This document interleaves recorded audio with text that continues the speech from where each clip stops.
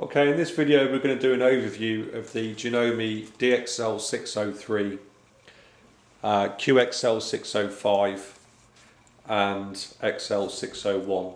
Essentially all three machines are very, very similar. The 601 is pretty much identical to the 603, only it does less stitches. The 605 does everything that the 603 does, but it also comes with an extension table and some other accessories. With the 603 you get the instruction book, a spool holder so you can do twin needle sewing, buttonhole foot, large spool holder, small spool holder, screwdriver, seam ripper, overcasting foot, overedge foot, zipper foot, foot F, applique or satin stitch foot, lint brush, packet of needles, 4 bobbins, and foot control and power cable. The hard cover just fits over the top of the machine and the handle comes up through the top. So the 605 is pretty much identical, only this one also has a thread cutter button, so it will automatically cut your thread, and it has what Janome believe to be a superior feed system. So the feed dogs or teeth underneath is different to the 603. It's what's called a box feed system, which should be more accurate in feeding your fabric through the machine. But essentially the two machines are identical. With the 605 comes an extension table as standard. So the accessory box comes off, the extension table fits on. In with the extension table, as standard for the 605, is a walking foot, a free machine quilting foot, an open toe applique foot, a 1/4 inch foot, a stitch in the ditch foot, and a quilting guide. So just to recap, the 603 and the 605 are pretty much the same machine, other than the 605 has a superior feed system on the feed dogs, a built-in thread cutter, an extension table, walking foot, and these accessories included with the machine as standard. The 601 is pretty much identical to the 603, only it does less stitches. Instead of 60 built-in stitches, it has 30 built-in stitches. Okay, so now that we've established that all three machines are essentially the same, if we now have a quick look over the machine. This is the QXL605, but all these features are on the other two machines as well. So on the top here we have a control to adjust how hard the foot pushes down on the fabric itself down here. This is your thread control unit. Your thread would go onto here and handle on the top. Wind the bobbin here. On the front here you've got a start-stop button and a reverse button. Thread lock button, which you could use at the beginning and end of your seams. Needle up, needle down button, and on this machine in particular it has a thread cutter. That feature isn't found on the 603 or the 601.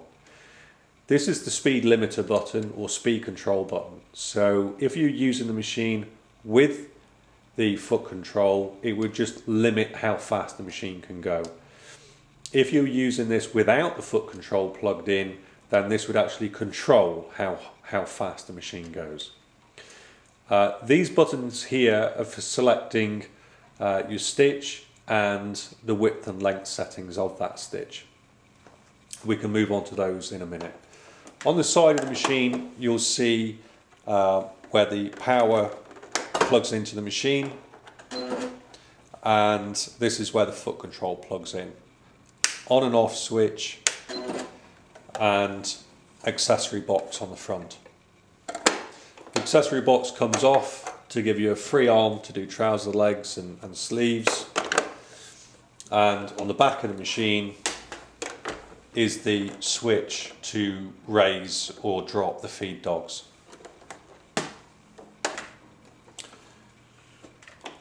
So if we just go ahead now and plug the machine in and set the machine up to sew.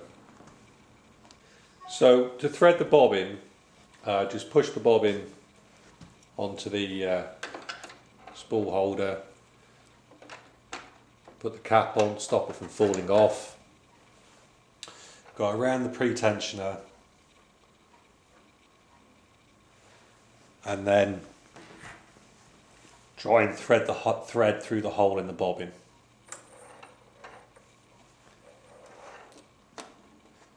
Engage the bobbin and the needle will automatically disengage its drive.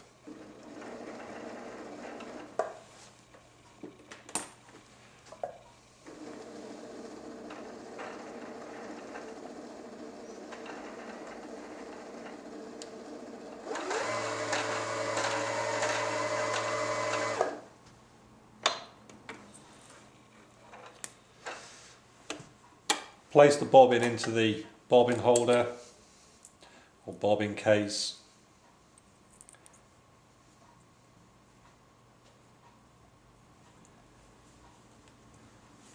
Just trim this bit of thread off. The thread must be coming off the bobbin on the left hand side. If you have it coming off on the right hand side, it will cause you trouble. So drop it in and pull the thread into the tension device on the bobbin case. Then threading the machine up, pull it into the first thread guide, down and around, and at this point find the take-up lever.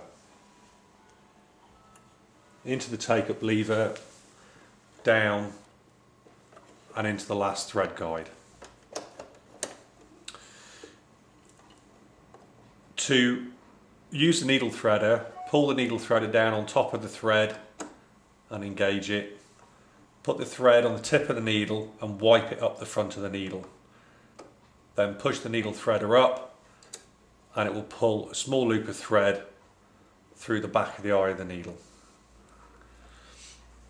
Bring the bobbin thread up.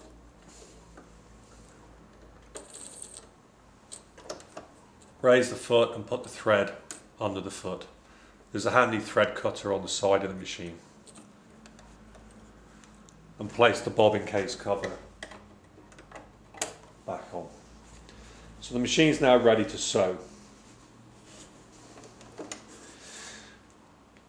Here we can see the stitch number that we're on. At the moment we've got 00 selected, which is straight stitch with a needle in the center position. If you wanted to alter that stitch, you can use the up and down buttons here. So 59 or 58 and then go up, stitch 1, 2, 3. This is the width setting and the length setting.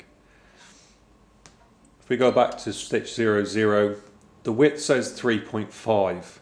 3.5 would be the center position on the foot, so the needle will fall in the center of the foot.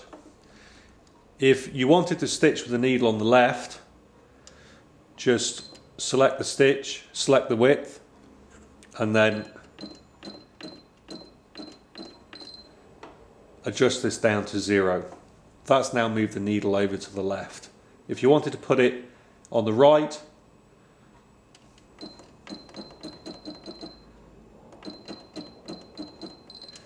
the needle's now moved over to the right hand side of the foot. We've now gone back to center position 3.5. If you want to adjust the length of the stitch, move the cursor to the left, so now we've selected the stitch length, and then you can adjust the stitch length.